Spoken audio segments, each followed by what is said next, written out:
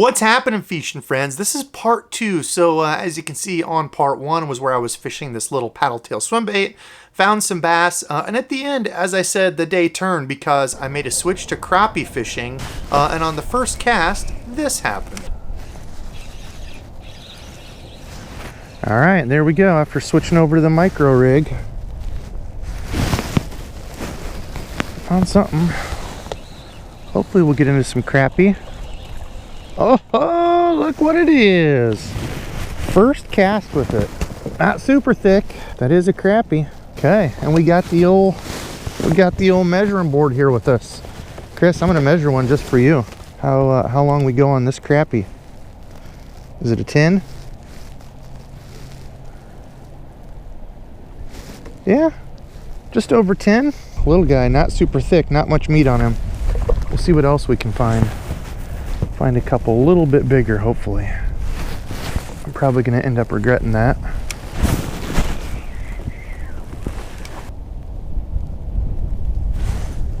There we go. That's what I was hoping for, more of those. Definitely should have kept that 10-incher. I was like, oh, maybe there's a good school of them here. Yeah, that's what we want right there. Yes, yes, yes. Oh, yeah. That's what we're looking for. Should have kept that first 10-incher. That was dumb on my part. Not gonna make that mistake here because I want a daggum fish fry. Okay, there we go. Yeah, chunko. All right, here we go. First time using the stringer. There we go. All right, good old crappie. Over 10, probably close to 11. We'll take it. Switch to this. This is a little mule head, mushroom head with one of those new bait fuel crappie deals. Look pretty cool. See if we can find a few more that size. 2 crappie.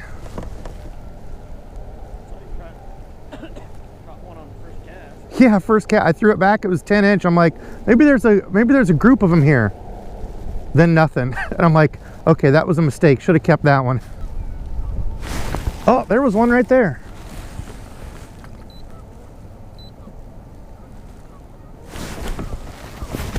Right there, dude. Right here, we got like wood or something. Yeah. All right. There's another one. I've got one, so I'm keeping what I catch now. I want a daggum fish fry. Yeah, I'm like, what is this right here? Doink.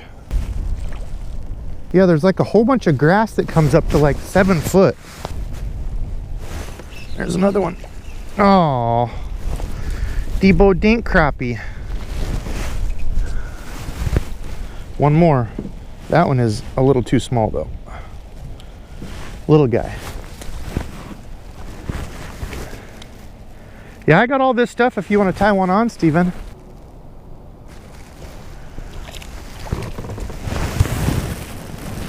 Another one right there.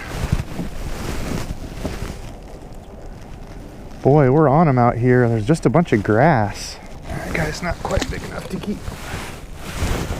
Dude, I was just jigging right over here on this, over this grass. They might just be thick in this. Wasn't recording. One more crappie for the tally. Too small though. Look at that purple back there on the tail. Love me some perp. Okay, well, I ran over a log or wood pile and got excited and was getting my fish on the stringer. We lost where the wood was at, so I'm just kind of fan casting out here. Maybe we'll find him again.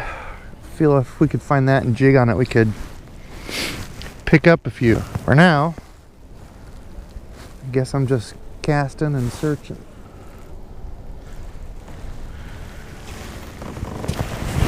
A little bit better one.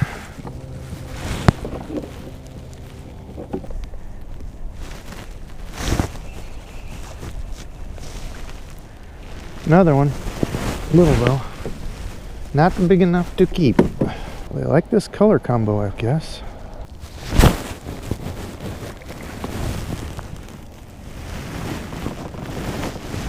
Another out here on the edge of this grass. That's what they're doing. Out here on the edge of this grass, Steven. Right where it comes out to like 7 foot this... Huh?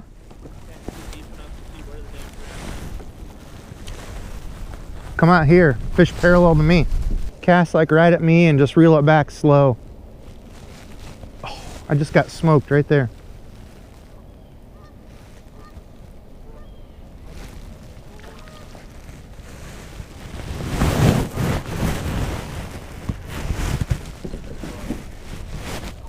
Okay, well, found the deal. They're out here on the edge of this grass. It's just gonna have to be finding the ones big enough to keep. Man, I really wish we could have found that wood again, dude.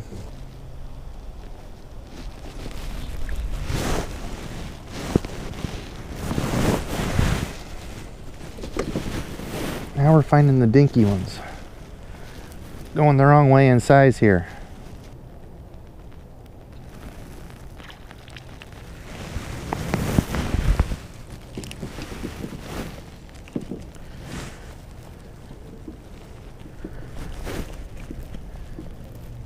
Gotcha, feller.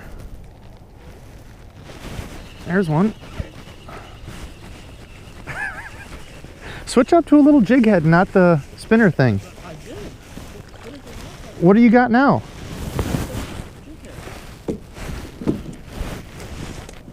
What color? White. With that chartreuse thing? Maybe you need to switch up jig head.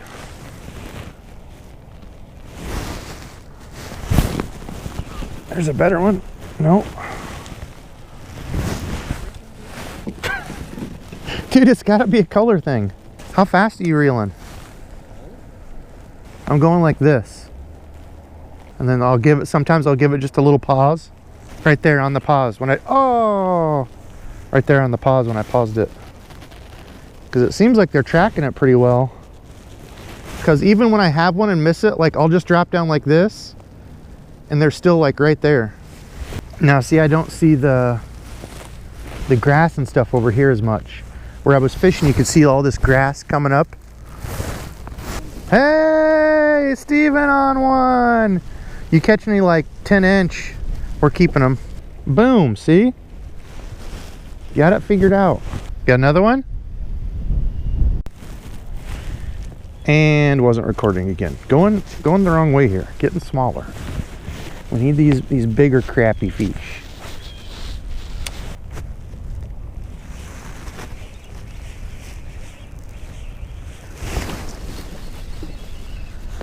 Could be a little better one, maybe. Oh yeah, another keeper. Okay, well, edge of grass has been the deal out here.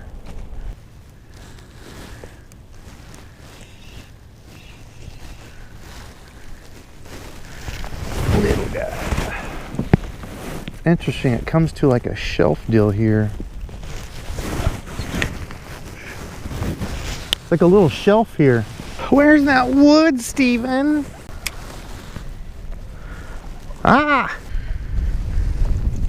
Ah, see?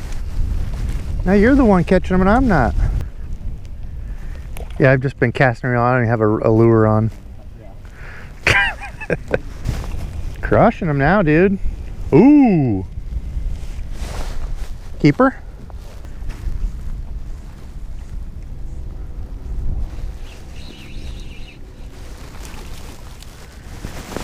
Finally.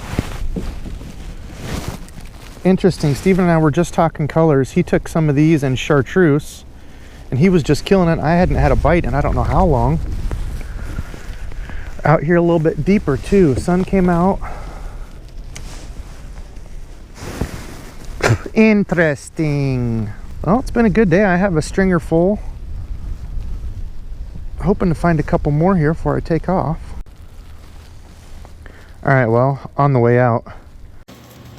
Okay, we're at the cooking portion. So this is all of the fillets that we had here. Look at that. I think we had like, I don't know, 11 crappie.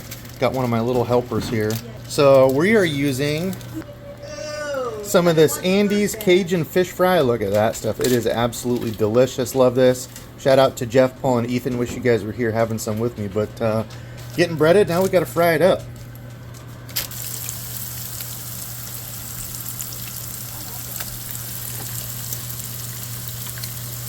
What do you dogs think about this food? Would you dogs like it if I dropped some of this?